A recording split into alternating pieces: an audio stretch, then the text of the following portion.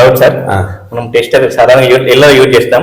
Actual దీంట్లో పెట్టినప్పుడు ఇక్కడ మెటల్ ఉంది, ఇటువైపు మెటల్ ఉంది. మనం దీనిపైన ఫింగర్ పెట్టినప్పుడు షాక్ ఎందుకు రాదు సార్? దీన్ని మనం లైవ్ టెస్టర్ అంటాం. అంటే లైవ్ చూస్తే ఇప్పుడు లైట్ వెలుగుతుంది. అదే న్యూట్రల్ లో పెడితే లైట్ రాదు.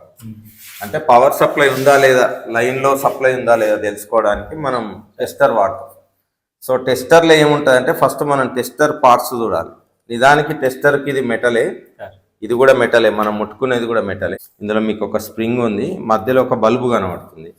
ఇంకోటి తీస్తే మీకు ఇది ఒక హై రెసిస్టర్ ఉంటుంది. అంటే దీనికి లీడ్స్ ఏం లేవు, వైర్లు ఏం లేవు.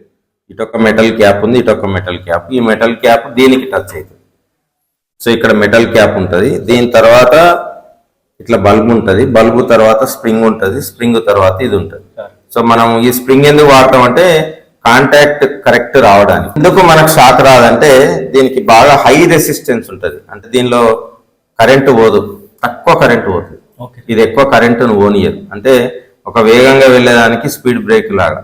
అంటే వచ్చే కరెంటు మనకి ఇందులో 220 to 240 వోల్ట్ వస్తుంది. సో ఈ కరెంటును ఇది చాలా తక్కువ చేస్తుంది. ఎంత చేస్తుంది అంటే 0.1 to 0.2 మిల్లీ యాంప్స్. సో ఒక వ్యక్తికి 1 to 5 మిల్లీ యాంప్స్ వరకు కరెంట్ వస్తే పెద్ద షాక్ ఏం రాదు. అంటే చిన్న సెన్సేషన్, ఏదో చీమ కుట్టినట్టు. ఇప్పుడు మనం ఇది రాడ్ అనుకుందాం. ఇది రాడ్, ఈ రాడ్ వెళ్ళేసి మనకి ఇక్కడ ఏసీ కరెంట్కి వెళ్తుంది.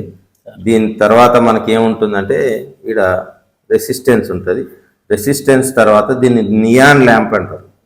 ఇందులో నియాన్ వాయు ఉంటుంది, నియాన్ ల్యాంప్. ఇది నియాన్ ల్యాంప్ ఉంటుంది. దీని తర్వాత మనకు స్ప్రింగ్ ఉంటుంది. దీని తర్వాత మీరు ముట్టుకుంటున్నారు వేలుతో. అంటే మనం గ్రౌండ్ అంటే ఎర్తింగ్ అయి ఉన్నాం అన్నమాట. ఎప్పుడు కూడా కరెంటు హై వోల్టేజ్ నుంచి లో వోల్టేజ్కి వెళ్తుంది. మరి ఇక్కడ ముట్టుకోకుంటే ఎందుకు రాదు అంటే ఇప్పుడు ఇక్కడ 0 అంటే మనం దాదాపు 0 వోల్ట్ దగ్గర ఉంటాం. ఇందులో హై వోల్టేజ్ ఉంది, హై టు 0 రావాలి. సో హై టు 0 రావాలంటే మనం తప్పకుండా టచ్ చేయాలి, టచ్ చేయకపోతే రాదు. సో నియాన్లో ఏముంటాయంటే 2 నికెల్ ఎలక్ట్రోడ్స్ ఉంటుంది, ఇట్లా 2 ఎలక్ట్రోడ్స్. సో దీనికి స్ట్రైకింగ్ వోల్టేజ్ అంటారు. అంటే 50 to 100 వోల్ట్ దీనికి ఇస్తే దీనిలో అయనైజ్ అయితే ఎలక్ట్రాన్స్ వస్తాయి. ఈ ఎలక్ట్రాన్స్ నియాన్ ఆటమ్స్ తోని ఢీకొని వాటిని ఎలక్ట్రాన్లను తీసేస్తాయి. మళ్ళీ ఎలక్ట్రాన్ ఆటంలో కూర్చుంటే మనకు బల్బు వెలుతురు వస్తుంది.